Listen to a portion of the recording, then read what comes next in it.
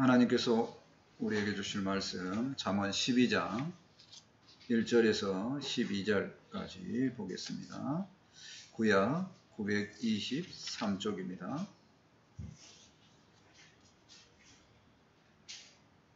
잠언 12장 1절에서 12절까지 한 절씩 교독합니다. 훈계를 좋아하는 자는 지식을 좋아하거니와 징계를 싫어하는 자는 짐승과 같으니라. 선인은 여호와께 은총을 받으려니와 악을 피하는 자는 진저주를 받으리라. 사람이 악으로 굳게 서지 못하거니와 의인의 뿌리는 움직이지 아니하느니라. 어진 여인은 그 지압 위에 면류관이나 욕을 끼치는 여인은 그 장 위에 뼈가 썩게 하느니라. 의인의 생각은 정직하여도 악인의 도모는 속임이니라. 악인의 말은 사람을 엿보아 피를 흘리지 않는 것이지, 정직한 자의 입은 사람을 구원하느니라. 악인은 엎드러져서 소멸되려니와 의인의 집은 서 있으리라. 사람은 그 지혜대로 칭찬을 받으려니와 마음이 굽은 자는 멸시를 받으리라. 비천한 여김을 받을지라도 종을 부리는 자는 스스로 높은 채 하고도 음식이 핍절함 자보다 나으니라. 의인은 책에 가축의 생명을 돌보나 악인의 구비는 잔인하니라. 자기의 토지를 경작하는 자는 먹을 것이 많거니와 방탕한 것을 따르는 자는 지혜가 없느니라. 악인은 불의의 이익을 탐하나 의인은 그 불의로 말미암아 결실을 하느니라. 아멘. 오늘 말씀의 제목은 차이 이렇게 잡아봤습니다. 지난주에 전국적으로 비가 많이 내렸는데요. 이 비를 보고 피해를 당하고 또 상심이 있는 사람이 많을 겁니다. 근데 그 상심이 있는 중에서도 사람들의 마음에는 차이가 있을 겁니다. 어떤 사람은 굉장히 원망할 거고 어떤 사람은 그나마 어떤 타개책을 주심을 감사합니다. 이렇게 했을 수도 있겠다는 겁니다. 성경에는 특히 잠언에서는 악인과 선인을 계속해서 비교하고 차이를 이야기하고 있습니다. 우리는 선인의 삶을 사모하는데요. 선인의 삶이 어떤 삶인가 생각해보고 잘 배웠으면 좋겠습니다. 아멘. 첫 번째 가치관입니다. 1절 말씀 보실까요?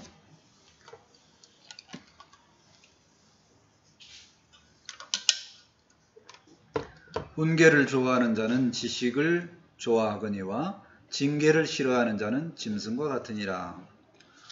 배우기를 좋아하는 사람은 훈계를 좋아한다는 겁니다. 또 미련한 사람은 책망을 싫어한다는 그런 내용입니다. 요즘 젊은이들은 이 가치관의 기준이 절대적이지 않습니다. 그래서 훈계를 싫어합니다. 왜 그러냐? 예전에는 이 강압적으로 이렇게 한 가지가 진리다, 이것을 배워야 된다, 강압적으로 하는 경우가 많았는데 가만히 살다 보니까 요즘 시대의 문화가, 새로운 문화가 다르다, 틀리지 않고 다르다라는 것이 너무 강조가 되기 때문에 하나만을 강조하는 훈계는 싫어한다는 겁니다. 그럴 수 있어요. 근데 문제는 뭐냐면 걱정되는 것이 너무 한쪽으로 많이 갔다는 겁니다.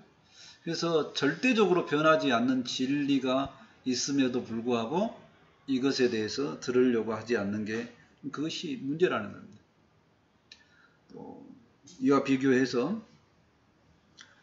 자기가 하고 싶은 대로 사는 사람들, 그런 사람들은 뭐가 문제입니까?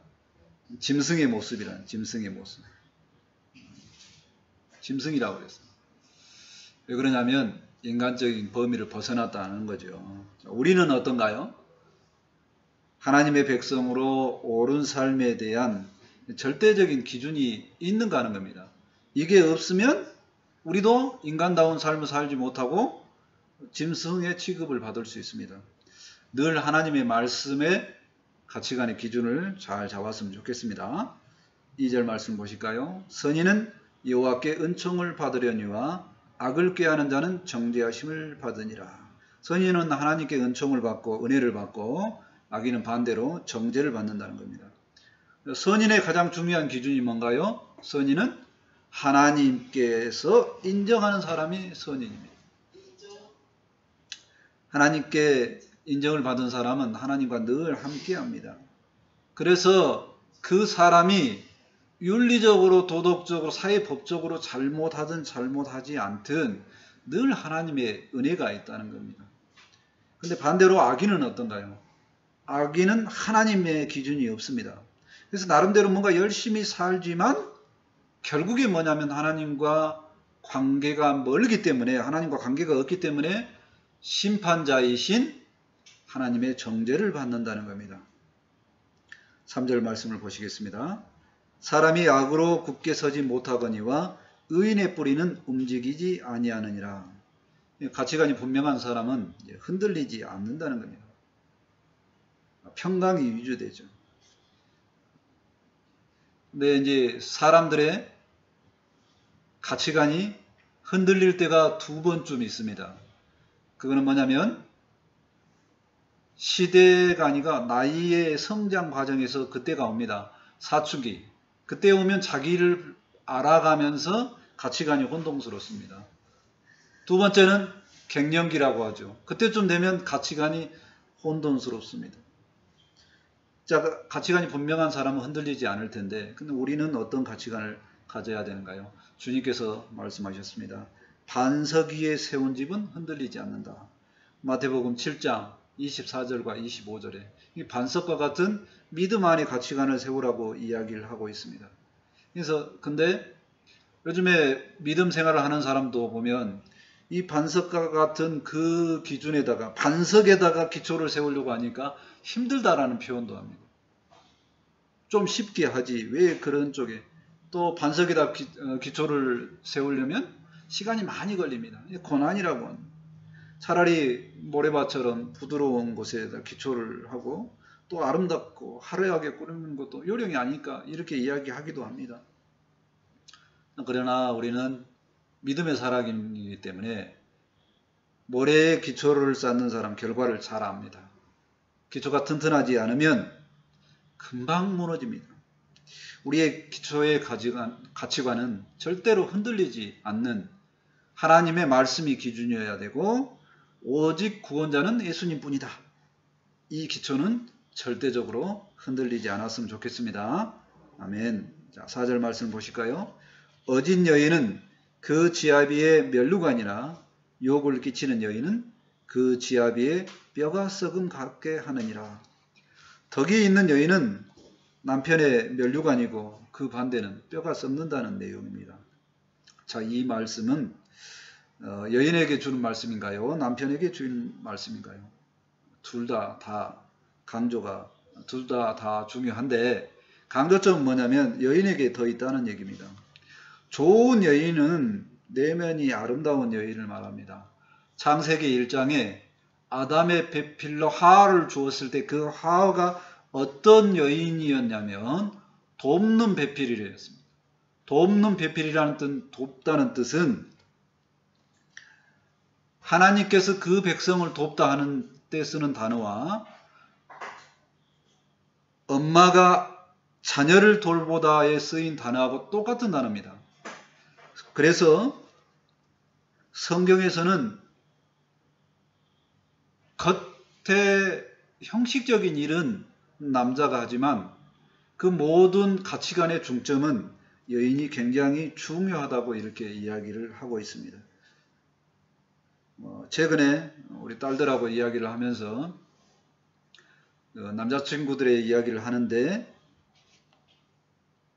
참 잘하는 거 있는 것 같구나 하는 생각이 듭니다. 어떤 점이냐면 그 남자들이 열심히 일할 수 있는 동력을 말로써 공급을 한다는 겁니다. 상당히 어진 여인의 모델인 것 같습니다. 오늘 말씀에서 이제 가치관의 차이를 살펴봤습니다. 가치관의 차이는 하나님을 마음에 두는 차이입니다. 좋은 가치관은 시간이 지날수록 빛납니다. 그러니까 처음에는 빛나기 전까지 시간이 걸린다는 얘기입니다. 또 유지하기에도 어려운 점도 있습니다. 가장 좋은 가치관은 가정에 있는 여인에 의해서 더욱 빛을 발합니다. 하나님 앞에 훈계의 말씀을 잘 듣고 하나님 말씀의 가치관에서 좋은 결과가 맺어지는 것, 우리의 인생이 나아갈 길이 아닌가 생각을 해봅니다. 로마서 12장 2절은 세상과 비교해서 하나님의 가치관을 갖도록 권면의 말씀을 주고 있습니다. 로마서 12장 2절입니다. 너희는 이 세대를 본받지 말고 오직 마음을 새롭게 함으로 변화를 받아 하나님의 선하시고 기뻐하시고 온전하신 뜻이 무엇인지 분별하도록 하라. 하나님 안에서 바른 가치관을 갖고 살 수 있기를 기도합니다. 아멘. 두 번째, 생활입니다. 5절 말씀 보실까요?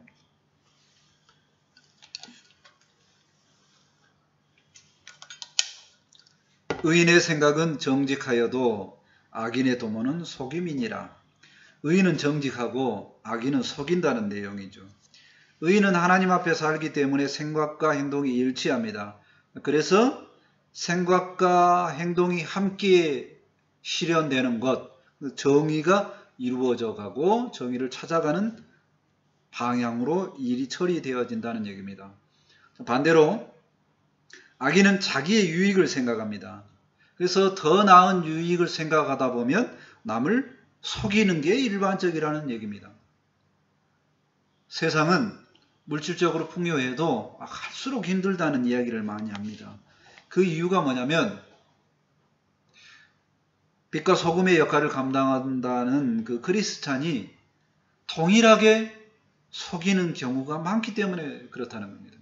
그래서 그 일에 따라서 물질적으로 풍요만 따르면 교회에서 그것을 용납하기 때문이라는 얘기입니다. 성도와 교인의 역할이 중요시 되어지고 있습니다. 그럼 나는 어떤가요? 나는 정직한 길을 가고 있는가 생각을 해봤으면 좋겠습니다.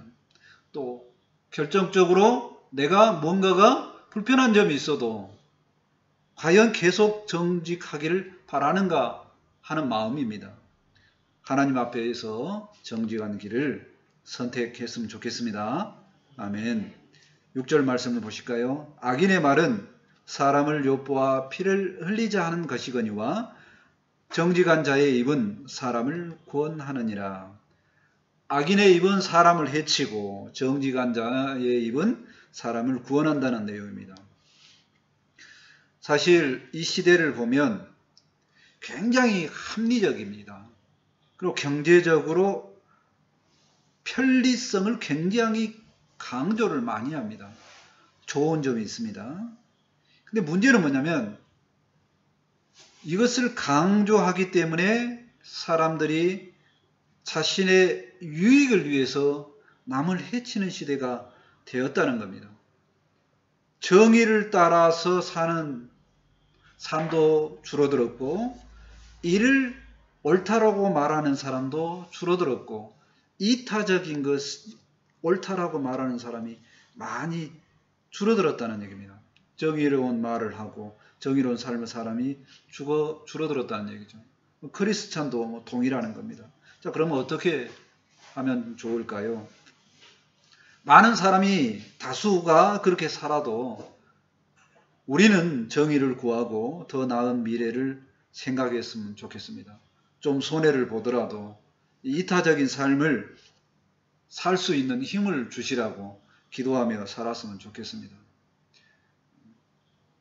안나가 강점이 이타적인 삶을 굉장히 선호하는 그런 강점이 있었는데 힘들다 보니까 이것이 좀 약해졌습니다. 참 그렇게 된 것이 저의 내면적으로는 약간 서운한 마음이 있더라고요. 7절 말씀을 보시겠습니다. 악인은 엎드려져서 소멸되려니와 의인의 집은 서 있으리라. 악인은 소멸되고 의인은 성공한다는 내용입니다.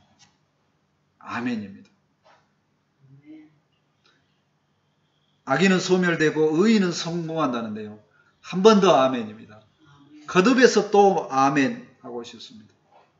이게 정의의 원리죠. 잠언이 가장 많이 강조하는 내용입니다. 정의의 법칙이 있어요. 정의의 법칙입니다. 물리 법칙처럼 자연계 법칙처럼 통일하다는 얘기예요. 콩 심은 데 콩 나고 팥 심은 데 팥 난다는 그런 정의의 법칙이라는 얘기입니다. 하나님을 믿고 살고 정의를 실현하면 이 땅에서도 정의가 실현되고 이 땅에서도 복을 받는다는 얘기입니다. 연결해서 그렇게 사는 삶을 살다 보면 하나님께 복을 받는 삶이요, 천국에 들어가서도 복을 받는다는 겁니다. 이렇게 되는 것이 하나님의 뜻이고 이것이 정의 실현이라는 겁니다. 이 땅에서도 하나님의 통치가 있기를 원하고 그 하나님의 통치 가운데 정의가 실현되고 많은 사람들이 더 편리한 삶보다 더 평강의 삶과 더 화평의 삶을 살았으면 좋겠다는 얘기입니다. 그렇게 살다가 선택되어진 사람들은 천국에 가는 거죠. 이게 정의로운 삶입니다. 8절 말씀 보실까요? 사람은 그 지혜대로 칭찬을 받으려니와 마음이 굽은 자는 멸시를 받으리라. 의인은 칭찬받고 악인은 멸시를 받는다는 내용입니다. 여기서 칭찬과 멸시를 받는다고 그랬는데 그러면 그 칭찬과 멸시를 해주는 존재는 누군가요? 했을 때 1차적으로는 하나님이어야 된다는 겁니다. 하나님의 칭찬을 도모를 해야 되고 그 하나님의 칭찬 가운데 살다 보니까 정의로운 삶을 살게 되고 그래서 2차적으로 사람의 칭찬을 받는다는 겁니다. 근데 사람들은 뭐냐면 하나님은 잘 안 보입니다. 소통이 잘 안 되는 것 같아요. 그러니까 바로 보이는 사람의 기준에 따라서 산다는 겁니다. 사람의 칭찬이 우선시 된다는 거죠. 그래서 요즘의 시대는 뭐냐면 인정받고 싶은 욕구가 훨씬 더 강해졌습니다. 왜 그러냐면 예전의 시대는 대가족이 살아갑니다. 마을 단위로 살아갑니다. 그래서 칭찬을 사실 지금보다 훨씬 더 많이 받는 그런 체제에서 살았습니다. 그렇기 때문에 사람에게 칭찬을 구하는 인정 욕구보다 정의롭고 도덕적인 것에 대한 이 가치 기준이 컸다는 얘기입니다. 근데 지금은 사람이 칭찬을 많이 바라기 때문에 지금도 사실 칭찬받는 것은 중요하긴 중요합니다. 문제는 뭐냐면 그것에 너무 깊게 들어가서 내용은 없고 겉에 표현되는 것만 추구하는 경우가 많아졌다는 겁니다. 이게 자꾸 사람의 칭찬을 도모하는 것의 문제점이죠. 자, 그래서 항상 변하지 않는 하나님의 칭찬이 더 우선시 되어야 하겠다는 겁니다. 진정한 칭찬은 의미도 좋아야 되고 내용도 좋아야 함을 깨닫습니다. 그래서 우리는 하나님의 칭찬을 생각을 하면서 은밀한 중에 보시는 하나님 앞에 행하고 또 그 하나님께서 대신 갚아주신 것을 소망하고 살았으면 좋겠습니다. 아멘. 우리 생활의 차이가 어떻게 오는가를 다시 한번 생각을 해보면요. 하나님 앞에 살면 정직하게 살 수 있습니다. 말과 행동이 일치되는 동일한 삶을 살 수 있다는 겁니다. 정의의 원리에 입각하여서 또 그렇게 살다 보면 정의가 실현되는 것을 생각해야 함을 깨닫습니다. 하나님의 칭찬이 사람의 칭찬에 비교할 바 없는 온전한 칭찬임을 생각을 합니다. 우리가 좋은 삶의 차이는 바로 이 은밀한 중에 계시는 하나님을 얼마나 마음에 두는가 하는 것입니다. 예수님께서 말씀하셨습니다. 마태복음 6장 18절 말씀입니다. 이는 금식하는 자로 사람에게 보이지 않고 오직 은밀한 중에 계신 내 아버지께 보이게 하려 함이라. 은밀한 중에 보시는 내 아버지께서 갚으시리라. 우리의 삶이 정의로운 삶을 추구하고자 할 때 은밀한 중에 계시는 우리 하나님께서 모든 것을 다 갚아주시리라 믿습니다. 아멘. 이를 확실하고 살아가기를 간절히 기도합니다. 아멘. 세 번째, 경제에 관한 내용입니다. 9절 말씀을 보실까요?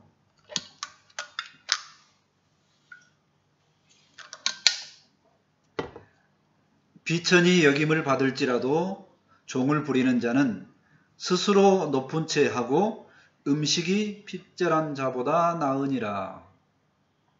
외양과 실제에 비교해서 실제가 더 좋다는 내용입니다. 높은 채 하고 끼니 걱정하는 사람, 허세가 대단한 사람이죠.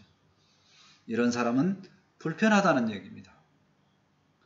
제가 이 말씀을 볼 때 좀 허세가 많지 않았는가 하는 생각을 합니다. 그 DNA를 닮아서 아들도 혹시 그런가 아닌가 생각을 해보게 됐습니다. 남의 경시를 받더라도 경제적으로 우위에 있기를 원하는 사람이 더 낫다는 표현입니다.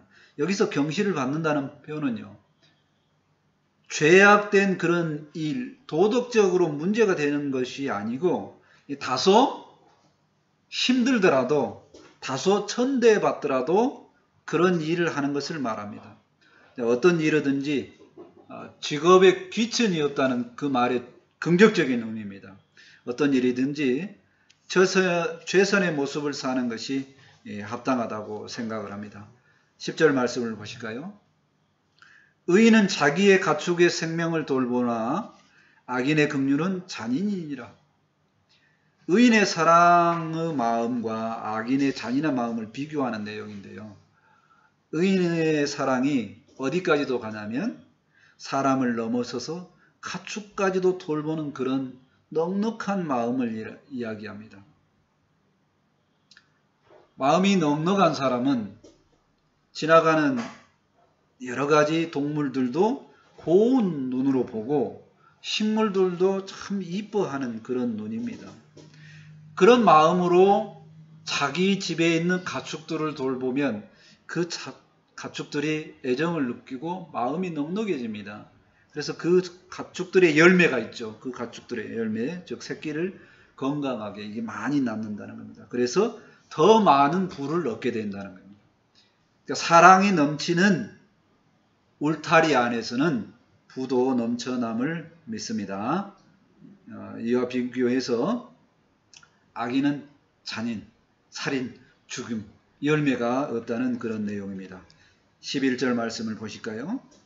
자기의 토지를 경작하는 자는 먹을 것이 많거니와 방탕한 것을 따르는 자는 지혜가 없느니라. 일단 많은 크리스찬들은 이 방탕 쪽하고는 거리가 먼 것 같아요.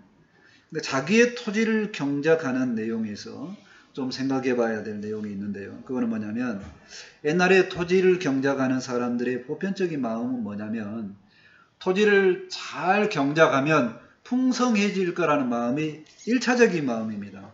그 마음이고 또 뭐냐면 토지를 경작하는 마음에 자기가 기준이지를 않습니다. 내가 하고 싶은 대로 하지를 않고 자연의 법칙을 굉장히 따라갑니다. 때에 따라가서 뭔가 일을 한다는 겁니다. 내가 서둘러서 물 주고 내가 서둘러서 잡초 뽑고 막 비료주고 하지 않는다는 겁니다. 때에 따라서 합니다. 때에 따라서 해야지만 열매가 생기고 굉장히 풍성해집니다. 결국엔 옛날에 토지를 경작하는 사람들은 자신의 시간표가 없습니다. 오직 주시는 하나님의 의지, 절대적인 그 하나님을 의지하고 하나님의 시간표에 따라서 따라갑니다. 자기 마음대로 심고 물 주고 비료 주면 어떻게 됩니까? 결과는 죽어버립니다. 헛일입니다. 이 말씀을 보면서 우리의 가정의 경제 해결은 하나님의 시간표에 따라서 하나님의 때에 부해지리라 믿습니다. 아멘. 12절 말씀을 보시겠습니다. 악인의 뿌리에 이익을 담아나 의인은 그 뿌리로 말미암아 결실하느니라. 악인은 불의의 이익을 탐하고 의인은 노력의 대가를 바란다는 내용입니다.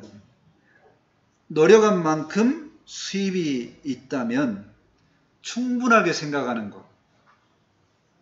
딱 그만큼만 얻어도 충분하다는 것이 이것이 자연의 법칙입니다. 자, 그런데 과학이 발달되면서 부정적인 면이 하나가 생겼습니다. 과학이 발달되면서 풍성해졌습니다. 인간은 이것이 굉장히 유익하다고 생각했습니다. 근데 무엇을 잃어버리게 되었냐면 심는 대로 거둔다는 자연 법칙을 잃어버렸습니다. 그리고 대신에 뭐냐면 자연 법칙을 거슬 수 있다는 것을 생각하게 되고 이것은 인간의 죄된 욕망을 건드렸습니다. 그래서 그 욕망이 더욱더 커지게 된 거죠. 이 과도한 욕망은 이제 파멸을 향해 가는 그런 그림이 그려지게 되었습니다. 가장 대표적인 게 뭐냐면요. 인간이 자연을 거스르면서 이상기후가 굉장히 많이 드러나게 되었습니다. 전 세계적으로 이상기후가 있는 거 보통 100년을 이야기합니다. 역사로 관측되는 그 시점까지. 그 전에 오직 그 전에만 한 번 살펴봤고 기후 이후에는 없었는데 최근에는 그런 이상기후가 굉장히 많이 나타난다는 겁니다. 그 다음에 또 뭐냐면요. 아주 미세한 것을 건들기 때문에 나타나는 이 코로나와 같은 전염병입니다. 인간이 컨트롤하고 병을 컨트롤하고 죽어야 될 때 사람이 죽었으면 좋겠는데 못 죽게 붙잡는다는 겁니다. 풍요로운 삶으로 가는 유익도 있습니다. 아직 안 죽었으면 좋겠다 하는 사람들 살려내는 유익도 있어요. 근데 문제는 뭐냐면 가고 싶어도 못 가게 붙잡는 일이 생겼다는 겁니다. 근데 그게 정신적인 면에도 문제가 생기지만요. 그때의 그 붙잡는 세력들에 의해서 반대로 병균들도 강해졌다는 겁니다. 그래서 인간은 육체의 강함에 대해서 사실은 옛날처럼 많이 노력하지 않습니다. 그러다 보니까 점점 더 많은 병이 생기는 겁니다. 그래서 이 병 때문에 오는 고통을 예전보다 훨씬 더 많이 당하는 것 같습니다. 그래서 이제 이게 문제라는 겁니다. 과도한 욕망이 사람들을 풍요롭게 하는 게 아니라 더 힘들게 하는 많은 요소가 생겼다는 겁니다. 경제적으로는 이게 굉장히 더 손해인 것 같습니다. 경제적인 차이에 대해서도 생각을 해봤습니다. 다소 천대받는 일을 하더라도 최선을 다하는 것이 좋다는 것입니다.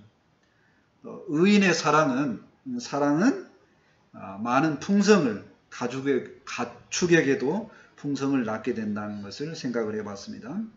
토지를 경작하는 마음은 하나님께 소득을 기대하는 아주 좋은 마음입니다. 딱 일한 만큼 얻는 거 굉장히 좋은 겁니다. 요행을 바라고 한방을 바라는 것, 로또나 주식 잘못 과하게 투자하는 것, 이건 좀 안 좋은 것 같습니다. 노력에 합당한 대가를 받는 것은 좋은 겁니다. 이것이 하나님의 법칙에 따라서 소득을 얻는 것이며 이것이 평안한 마음이고 좋은 마음임을 확신합니다. 갈라디아서 6장 7절에 권면합니다. 스스로 속이지 말라. 하나님은 업신여김을 받지지 아니하시나니 사람이 무엇으로 심든지 그대로 거두리라. 정당한 소득만을 바라는 우리가 되었으면 좋겠습니다. 아멘. 말씀을 정리합니다. 이 세상의 기준이 아닌 하나님의 가치관으로 살아갔으면 좋겠습니다. 은밀한 중에 보시는 하나님을 생각하며 하나님께서 다 갚으실 것을 확신하며 모든 생활 속에서도 승리했으면 좋겠습니다. 또 경제적인 차원에서는 자연의 법칙 속에서 하나님께서 우리에게 주시고자 하시는 의미를 많이 생각하면서 그 가운데 소득이 더욱 풍성해지고 좋은 마음 가운데 살았으면 좋겠습니다. 아멘. 기도하시겠습니다. 하나님 감사합니다. 세상을 살아가는 많은 차이점을 알려주심을 감사합니다. 그 중에 하나님을 기준으로 삼고 하나님께서 갚아주실 것을 믿고 또 하나님께서 주신 자연의 법칙을 따라서 사는 것이 옳은 삶임을 배웠습니다. 이 삶 가운데 하나님 안에서 풍성을 누리고 그 풍성이 믿지 않는 많은 영혼들에게도 전파될 수 있는 은혜의 시간이 될 수 있도록 함께하여 주옵소서. 말씀을 주셨사오니 이 말씀이 생명이 되고 은혜가 되기를 원합니다. 감사하며 예수님의 이름으로 기도합니다. 아멘. 찬송가 287장 하시고 준비하신 힘을 하나님께 드립니다.